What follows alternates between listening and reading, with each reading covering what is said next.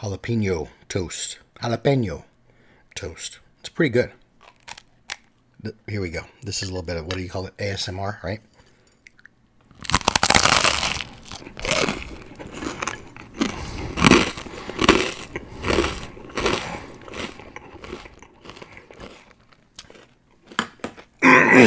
Anyway.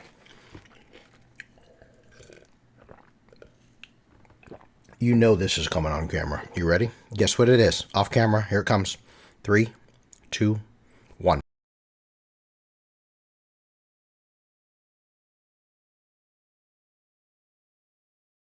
Coffee. Okay. Answering the question in the title. What is the most important session? The single most important session that you will ever have in any of your D&D games campaigns is session 0. That's a 0. 0. Session 0. First off, what is session 0? Session 0 is before session 1. Session 0 is the time when you talk about what game you will be playing, the upcoming game, okay? Now, I have used session 0 in conjunction with session 1, meaning, hey guys, let's meet at noon. We'll hash out session 0. We'll talk about what game we're going to be playing. Well, generally you'll know what game, right? 5th edition D&D. We'll talk about the world. I'll give you a few little tips and tricks and tidbits, a little inside peek into the world that we're going to be using. We'll build characters, of course. We'll talk through characters. I'll give you an idea of the theme and the tone of the game. But we'll try and get that done by 5 o'clock, and then starting at 5 p.m., same day, we'll start playing, right? We'll introduce you to the adventure. We'll kind of start session 1 loosely and lightly, okay? But oftentimes, session 0 is something that happens a week or two or, days prior, right? Session 0 happens on Friday. The game actually starts on Saturday, okay? Now, obviously, current state of the world, session 0 may be taking place for you virtually. In my particular case, we have been business as usual. We play in person. My session 0s are in person at the table. Looking back in the past, before COVID, and the world shit the bed. And moving forward, it will go back to that again. Session 0 is usually that session where you meet up with those that are going to be involved in the game, and you just talk through the game. You talk through what's coming up.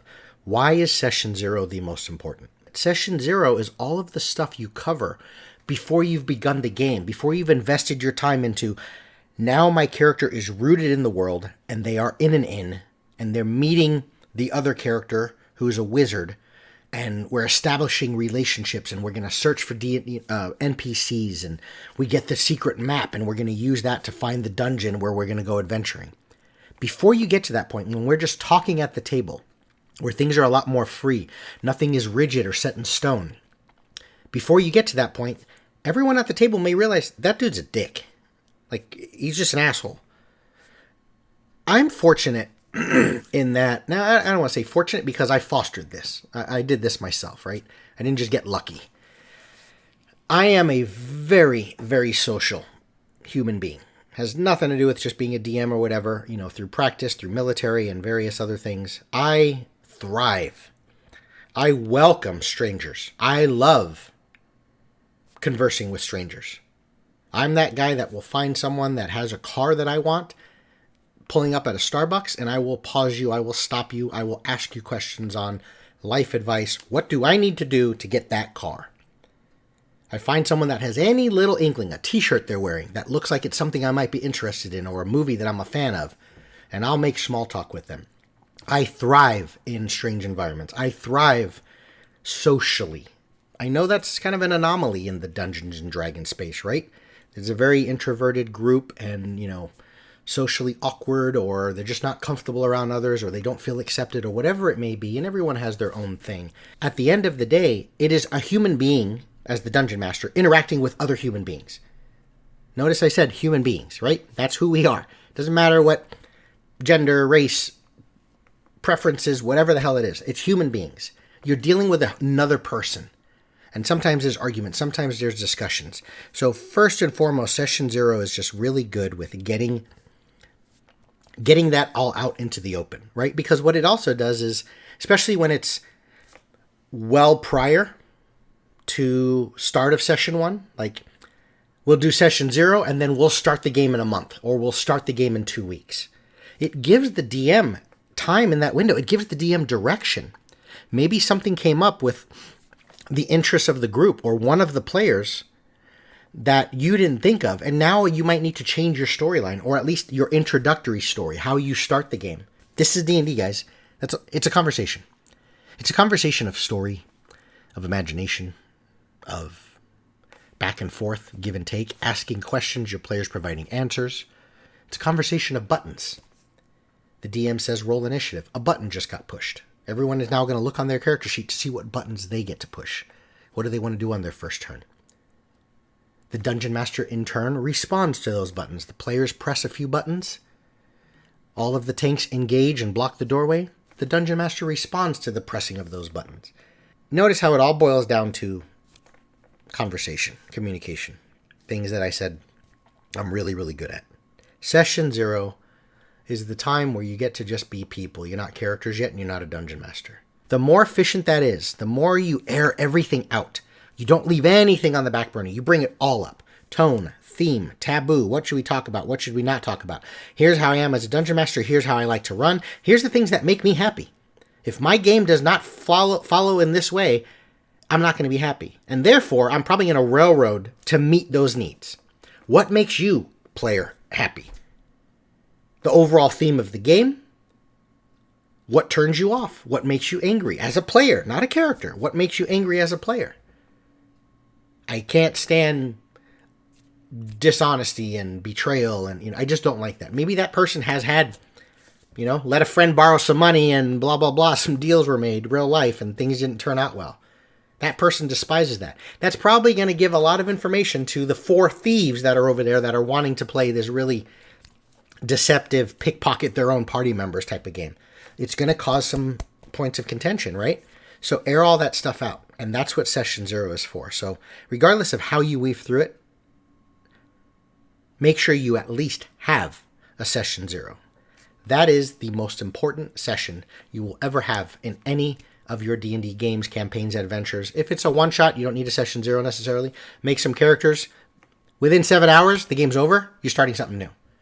But especially when you're running something long.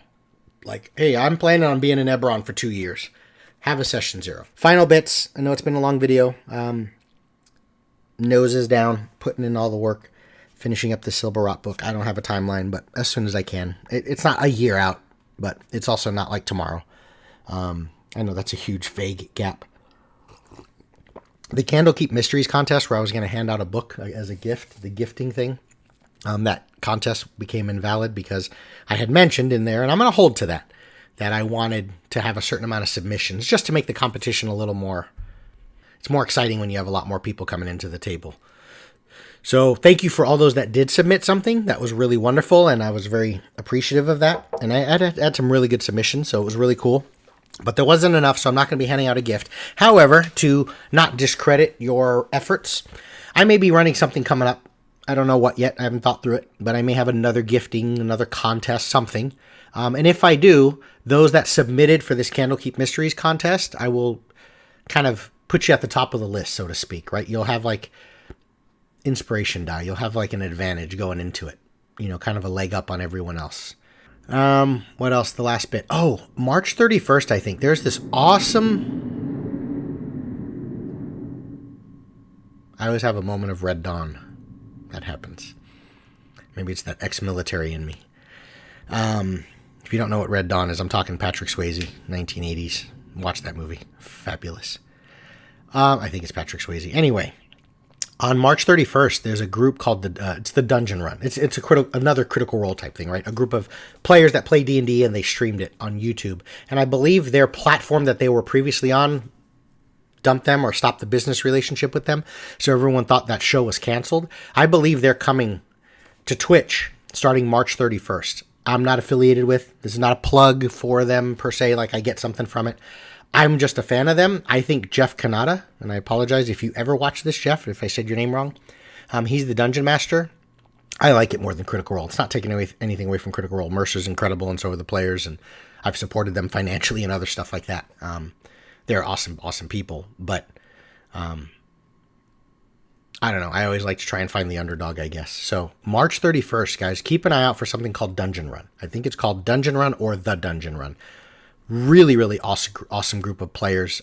Jeff is a fantastic, among my top 3 DMs I've ever witnessed. You know, Deborah N. Wool is my number 1, and maybe I'll make a video on why, but I'll leave it there. All right, I'll see you guys soon.